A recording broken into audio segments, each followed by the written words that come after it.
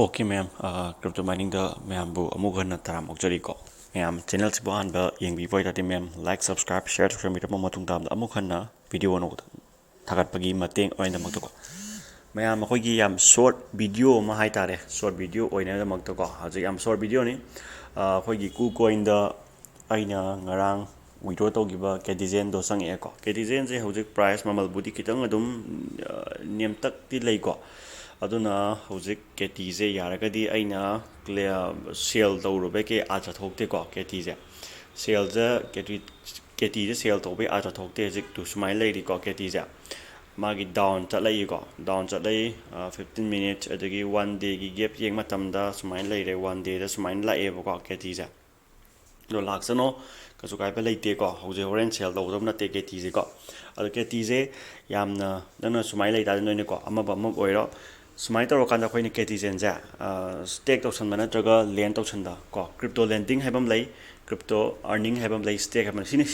sigina stake ni ko crypto stake kawi ko sina crypto lending ni ko nangi poto puhan bani ko sina 1 day gi gap ta puhan be ai ko 5% phang do 0.5% ni ko phang do 0.5% ni nang pa tho yengo kya ta ra ke dum yengo net ta ko 0.5% si yengo ko si phang do ni Cati do 98 tara 98 tara no magi ko Cati to si phang do ko 0.4 Cati phang do ko no magi oina Cati je ye kana ja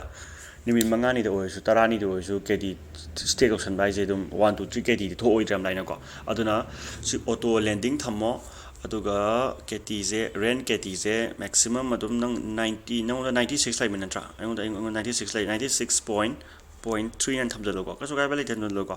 aduga I have like at least 1 hour later ni ko lending details pire si hana 1 day pire estimate accurate time si pire ko adagi interest payout time si pire ade redemption at least 1 hour long hour gi tung do ko ji dum he na thoin tawdun da ka laite ko lend tawsalani duka flexible ni terms ko aduga APY 0.5% ni confirm tawra sumaina ko sidamana haise auto gram hai ko ipa haudo to ni services okay hojik do yagre ko len to aina kano thamjangre kai haini kano thamjangre bo ko kano khogi auto lending do magi disable thamme disable thammakanda aina kano tawgre ko len thamgre aduna potse adum no magi hisab ta adum chi Catize 2 billion estimate APY se 0.5 pi da ani ko mana ko adagi makina nangi magi redemption gi matam ne ko sina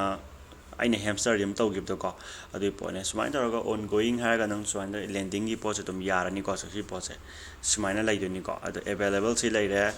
adagi crypto lending subscription ji da koina pro si lai re ko situm taraga nang na pro subscription lai re ko adagi na dum sidum transfer to ge sidum yare ko transfer to ko to pa dum